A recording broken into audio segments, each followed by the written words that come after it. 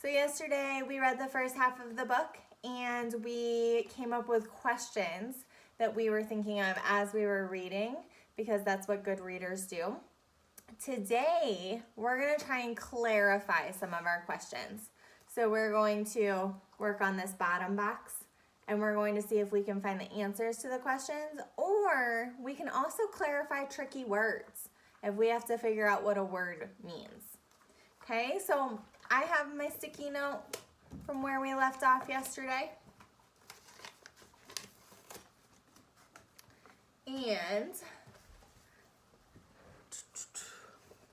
it says, "Now I'm perfect," said Coyote. "I can fly as well as the rest of you." Coyote had become rude and boastful. He danced out of step. He sang off key. The crows were no longer having fun. John?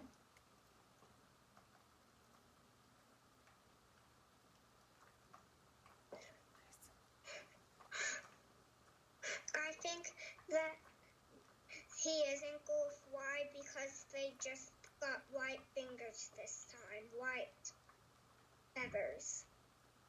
Oh, so you think the last time they only had left feathers and this time they put in right feathers and it's still not going to be successful? I like that prediction. I like that thinking. Let's see what happens. The birds again began their slow, steady chant. Coyote hopped along, flapping his feathered legs and singing sour notes.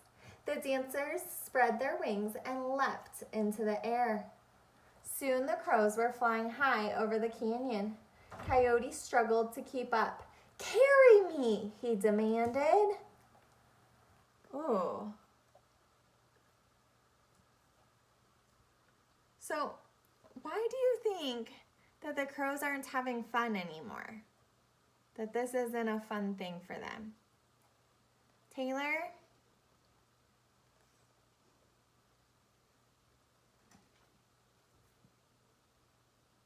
We can't hear you, babe.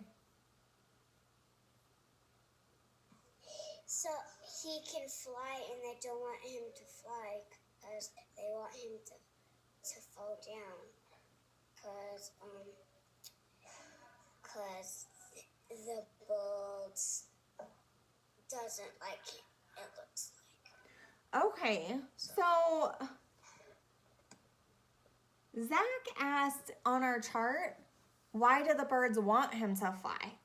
And Taylor's clarifying for us that the birds don't want him to fly anymore. They want him to fall down. And they're not being very kind. So I think, oh my goodness, Jace, you guys can't see Jace on the screen, but he is all over me and it's making it very hard to do our chart. So Taylor says the birds don't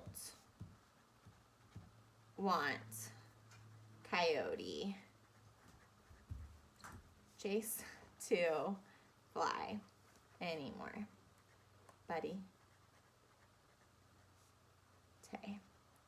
Okay. Oh, I didn't show you.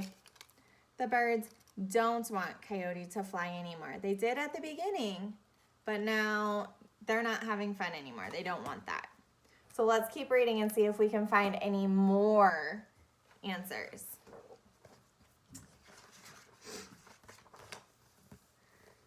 The crows circled Coyote but didn't carry him. Instead, they took back their feathers one by one. Ooh. We talked about this in our picture walk and talk, and we noticed that he was falling, but now we know that the crows, now that they're not having fun, they're taking their feathers back away. Jace, go on. Coyote sank through the air. He fell straight down. Brinley, what's up, hun? Unmute.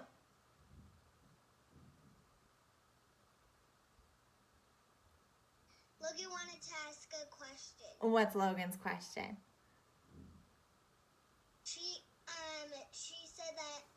ask you to say it. She asked me why is the wolf bad? I mean the coyote bad. Why is he bad?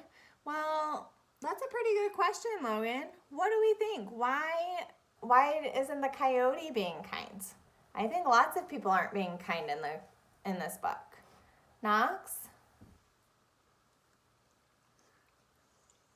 The birds think he's being bossy. Yeah, he's being kind of like too proud. It's really important for us to be proud of things that we can do, but we also have to make sure that we're kind. And he's being kind of too proud and too bossy, and he's kind of thinking that he's better than the birds, right? And that's not what kind friends do.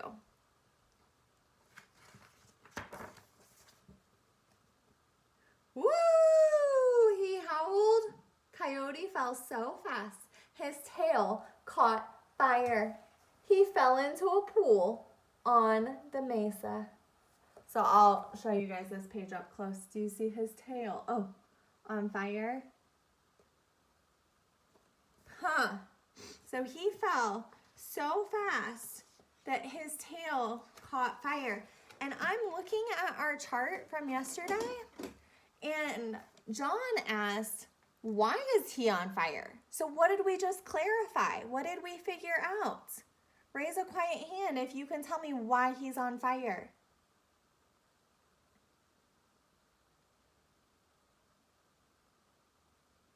Noelle, why is he on fire? Because he came down super fast. He fell way too fast, and his tail caught fire. So we found the answer to John's question. He fell too fast, so his tail caught fire. And that was Noelle. Whew. All right. So we just clarified another question. And I think our story is almost done.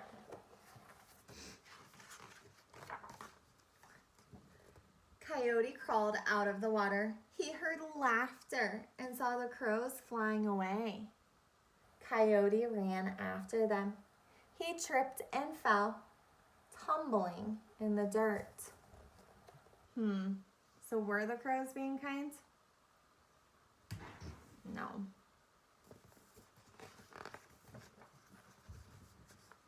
Coyote went home soaked and covered with dust.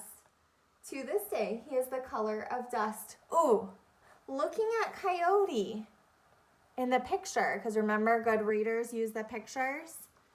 What color is the author saying is the color of dust? Looking at the picture, what color is the color of dust? Kaden? Gray. Gray. So it says to this day. So even right now, coyotes are the color of dust. To this day, his tail has a burnt black tip. Oh, so looking at the picture, the edge of his tail is burnt and black. Why, from our story, is his tail burnt and black? Let's see. Somebody. Cole, why is his tail burnt and black? Oops, wrong one, friends. Because his tail got on fire. Yeah, his tail caught on fire because, yes, and you just told me what Taylor told us, that he fell so fast, that's why his tail caught on fire, and it's burnt, and it still is. To this day, Coyote still follows his nose. He has a nose for trouble. He always finds it. And I'm connecting back to the beginning of the story. I think it was the very first page, friends. It says he was going along following his nose. He had a nose for trouble. So is that the same or different? Give me a thumbs up if it's the same and a thumbs down if it's different. Oh, I see lots of the sames. So he still has a nose for trouble. It doesn't seem like he learned his lesson. Even though he is covered in dust and is gray now, and his tail caught fire because he fell so fast and it's burnt still, he still is looking for trouble. So that is kind of silly. He did not learn his lesson. Uh-oh, Jay stole my pen again. Whew.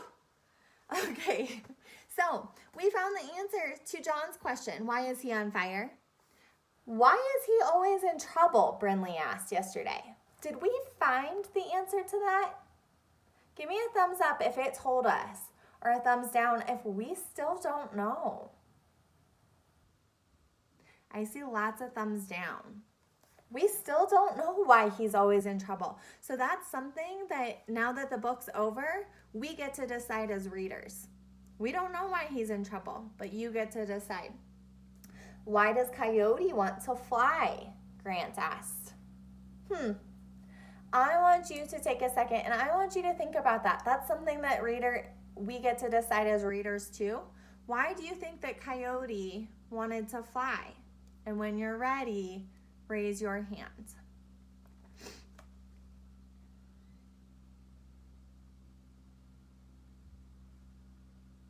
Zach, go ahead. Because he wants to fly with the birds and play with them. Okay, Zach has a really good idea. He says he wanted to fly with the birds. He wanted to play with them. Does it tell us that in the story? No. Yeah. But I think that that's a pretty good idea, and that's something that Zach got to decide as the reader. I also feel that that's probably why Coyote wanted to fly. All right, Zach, can you hit mute, friends?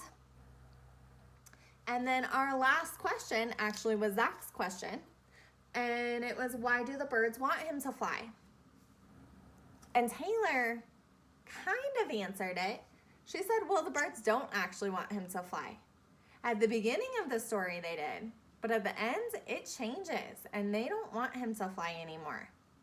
Okay, so we clarified as many questions as the book told us the answers to, and then we got to decide the answers to the ones that the book didn't tell us. Okay, tomorrow we're gonna work on our retell, and we'll reread the whole story without as many breaks, okay, and work on really reading smoothly and fluently like good readers do. I'm going to stop recording, and I'm going to let you guys chat for a couple minutes before we get started with the rest of our day. Okay?